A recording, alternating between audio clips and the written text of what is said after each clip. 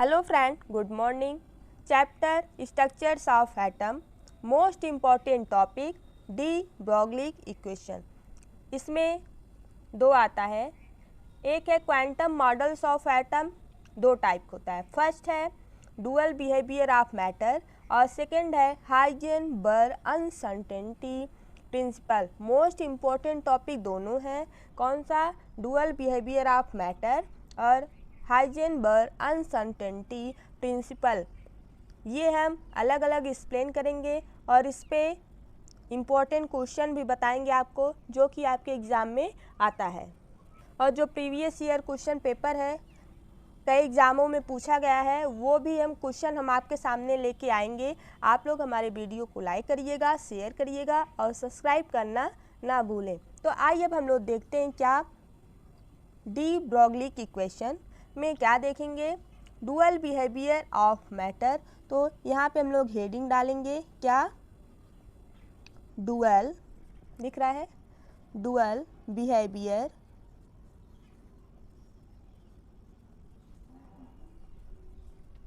Of matter. ये important है, यहाँ से काफ़ी क्वेश्चन आता है और ये बहुत इजी भी है. और इसको क्या बोलते हैं? De Broglie. De Broglie equation. Okay, ये बहुत इजी है. इसमें क्या निकालना है? लेमडा की वैल्यू निकालना है. और इसमें आपको क्या क्या पता होना चाहिए? Equal to M C square, equal to H mu और mu equal to C by lambda. ये सब आप लोगों को याद होगा, है ना. आइए बस हम इसी को एक्सप्लेन करते हैं. आइए, कुछ इसका कॉन्सेप्ट है जो कि हम पहले लिख लेते हैं, उसके बाद हम लोग चलते हैं आगे. अब यहाँ पे देखिए, कुछ ऐसा कॉन्सेप्ट है जैसे G बाई बी है, उसको हम लोग बोलेंगे डी ब्रॉगली. जितने भी मैटर है, all matter so dual behaviour. तो ये सब आपको लिखना पड़ेगा, ठीक है. अब आइए हम लोग यहाँ पे लिखते हैं this concept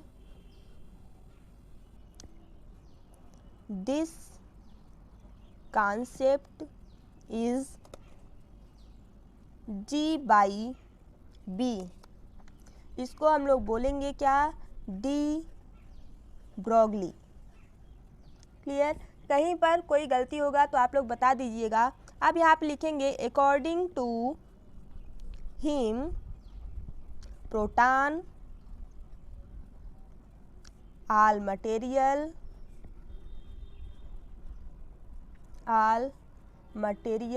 particle such as proton,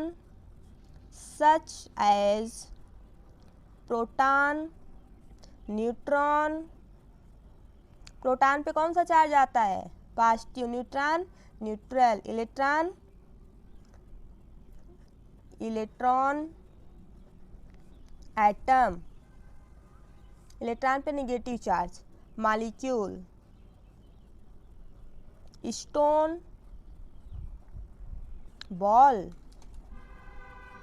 follow करता है ये किसको? डी ब्रॉगली को या डुअल बिहेवियर को.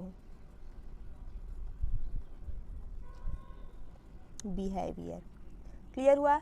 अब आप कह सकते हैं it means all matter so dual behaviour.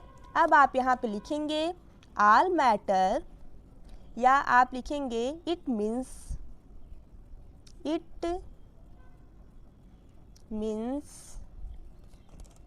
all matter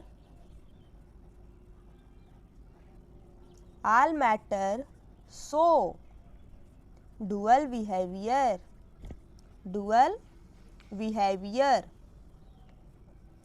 अब आप प्रूव करेंगे क्या? पहले तो हम लोग डेरिवेशन करेंगे किसका? उसमें क्या क्या होना चाहिए? Wavelength of wave associated with any material particle. अब यहाँ पे हम लिखेंगे डेरिवेशन, फिर हम लोग प्रूफ करेंगे. आइए देखते हैं इसको कैसे प्रूफ किया जाए. क्लियर? इतना क्लियर हो गया आप लोगों को? साथ में आप लोग लिखते चलिएगा. डेरिवेशन पहले आप लोग समझेंगे, उसके बाद लिखेंगे. अब यहाँ पे जैसे होता है अकॉर्डिंग टू प्लैंक कांस्टेंट के इक्वल टू एच म्यू।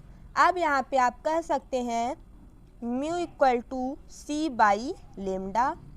ठीक, तो अब आप ये जो फर्स्ट इक्वेशन है इसको आप लोग इसमें यूज करेंगे। इसमें एच देखिए आपको ये निकालना इक्वल टू एच। अब म्यू के प्लेस पर आप क्या रखेंगे, सी बाई लेमडा। तो आप यहाँ लिखेंगे सी बाई लेमडा। ये आपका इक्वेशन नंबर 2 हो गया। ये आपका ई का वैल्यू आ गया। अब यहाँ पे आपका ई क्या है, ई आपका एनर्जी है। एच क्या है, एच जो है प्लांट कांस्टेंट है। सी क्या है, सी जो स्पीड ऑफ लाइट है। वेवलेंथ ये आपका लेमडा क्या है, आपका वेवलेंथ है। तो आइए अब हम लोग इसको यहाँ पे लिख लेते हैं where h equal to plank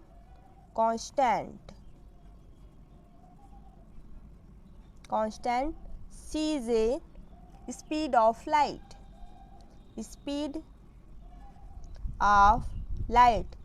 of light का वैल्यू कितना होता है, 3 × 10⁸। क्लियर। अब आप क्या करेंगे, लेमडा ये क्या है, आपका वेवलेंथ है।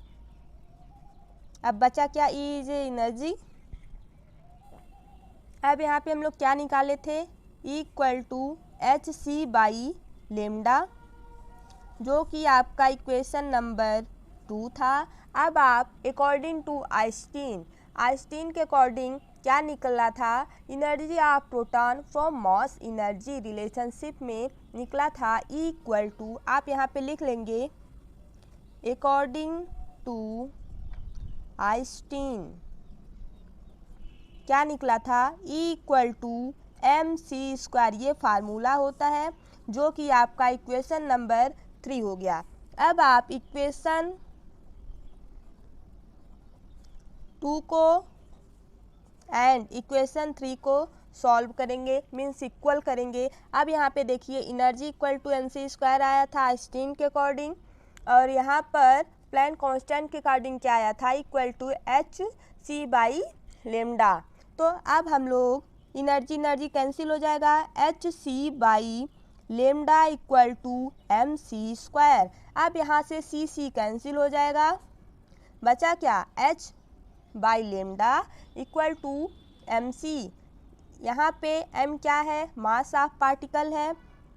अभी अच्छा लिख लेते हैं यहाँ पे हम लोग, पहले इसको सॉल्व कर लेते हैं उसके बाद लिखते हैं। अच्छा, आप कह सकते हैं p इक्वल टू mv होता है। ठीक, momentum equal to mass into velocity. अब यहाँ पे v इक्वल टू हो जाएगा c, means speed of light, velocity हो गई। अब आप यहाँ पे कह सकते हैं p इक्वल टू mv या mc। v equal to c है तो v के प्लेस पर हम लोग क्या लिखेंगे, c। अब यहाँ पे देखिए क्या है, mc है, तो यहाँ क्या है, mc है। mc किसके इक्वल है, p के इक्वल है, तो हम लोग mc के प्लेस पर p को लिख सकते हैं। यहाँ पे देखिए h by lambda equal to mc है, mc के प्लेस पर किसको लिख सकते हैं, p को हम लोग यहाँ पे लिख सकते हैं। अब आपको निकालना क्या है, डी ब्रॉगली की इक्वेशन निकालना है, तो मीन्स आपको लेमडा निकालना। लेमडा इक्वल टू आपका क्या आएगा, इसको इधर लेके जाएंगे, इसको इधर, मीन्स h बाई p, यही आपका आएगा। ये आपका निकल गया डी ब्रॉगली इक्वेशन, जो कि मोस्ट इम्पॉर्टेंट हेडिंग है। अब जैसे अगर आपको p नहीं दिया है, मास दिया है या स्पीड ऑफ लाइट दिया है या आपको वेलोसिटी दिया है, तो आप पहले p को निकालेंगे, या तो डायरेक्ट यहाँ पे आप एक फार्मूला और लिख सकते हैं, क्या, lambda equal to h by mc।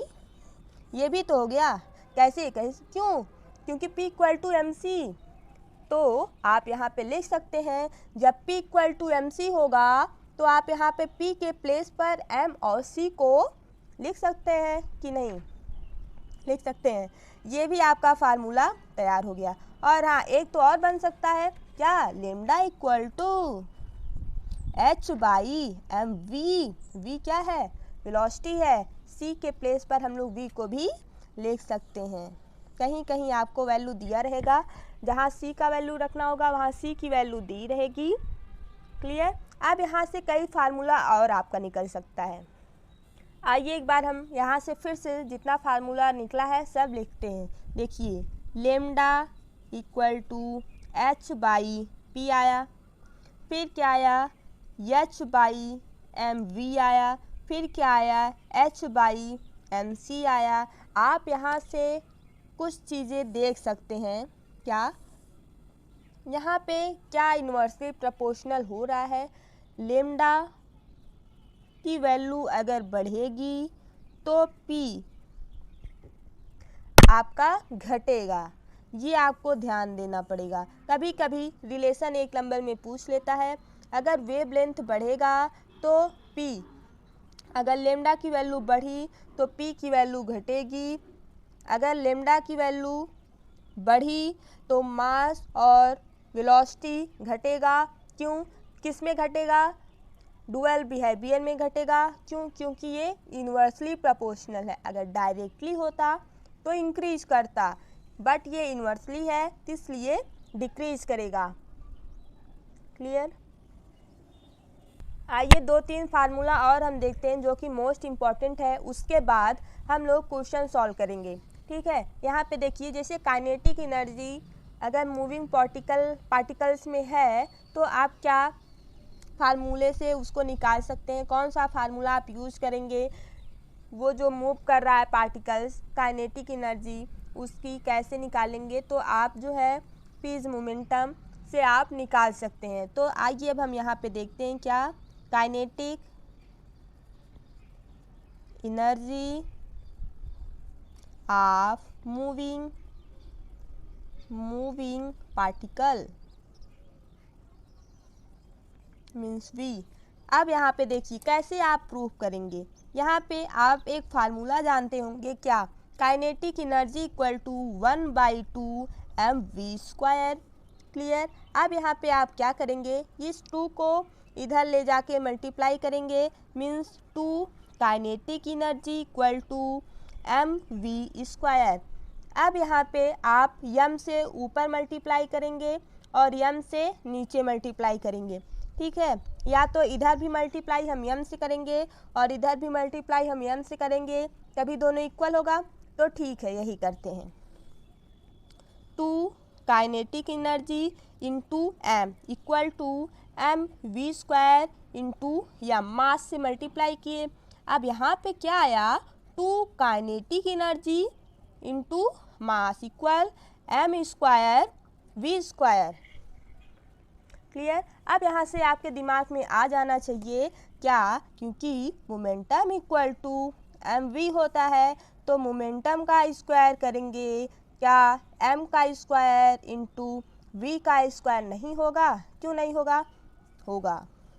इस फार्मूले को यूज करने के लिए यहाँ मास का मल्टीप्लाई किया गया है। अब आप m² और v² के प्लेस पे यानी यहाँ पे आप p² को रख सकते हैं।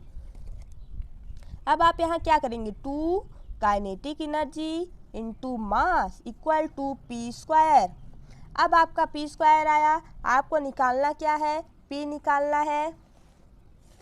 ठीक है, तो आप 2 kinetic energy into mass equal means आप यहाँ पे कह सकते हैं p और ये चला जाएगा आपका रूट में, मीन्स आपका ये फार्मूला निकल के आ गया।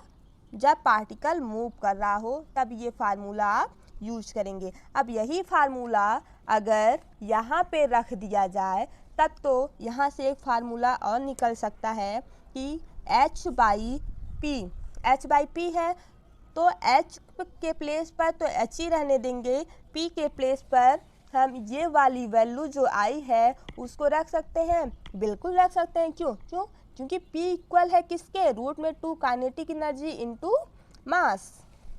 तो यहाँ पे रखो ना 2 काइनेटिक एनर्जी इनटू मास। यहाँ से आपका इतना फार्मूला प्रूफ हो चुका है। अभी यहाँ से और हम फार्मूला प्रूफ कराएंगे, लेकिन वो नेक्स्ट वीडियो में होगा। क्यों? क्योंकि पहले जो इतना हम लोग कॉन्सेप्ट क्लियर करे हैं, इस पर जब तक क्वेश्चन नहीं लगाएंगे तब तक समझ में नहीं आएगा आप लोगों को। तो पहले हम लोग क्वेश्चन सॉल्व करेंगे। अब इतना wavelength h/p, h/mv, h/mc, h/√2 kinetic energy into mass. Lambda अगर बढ़ेगा तो p की वैल्यू घटेगी। ये आपको इतना याद करना पड़ेगा। इसके बाद आपको क्वेश्चन सॉल्व करना पड़ेगा। आप लोग इसको एक दो बार मेरे साथ बोलिए। Lambda equal to h/p। अब p की वैल्यू क्या होती है? mv होती है। तो बस h जो है ऊपर सेम रहेगा, नीचे चेंज होता रहेगा। Lambda equal to h/mv, lambda equal to h/mc, lambda equal to h/√2 kinetic energy into mass. Lambda की वैल्यू बढ़ेगा, p की वैल्यू घटेगा। ये आपको याद हो गया होगा। एक बार फिर से बोलिए। Lambda equal to h/p equal to h/mv equal to h/mc equal to h/√2 kinetic energy into mass. Lambda की वैल्यू बढ़ेगा तो p की वैल्यू घटेगा, p की वैल्यू बढ़ेगा तो लेमडा की वैल्यू घटेगा। क्या हुआ? p की वैल्यू अगर बढ़ेगी, लेमडा की वैल्यू घटेगी। अगर लेमडा की वैल्यू बढ़ेगी, p की वैल्यू घटेगी। क्लियर? आई होप आप लोगों को समझ में आ गया होगा। Thank you guys, bye bye.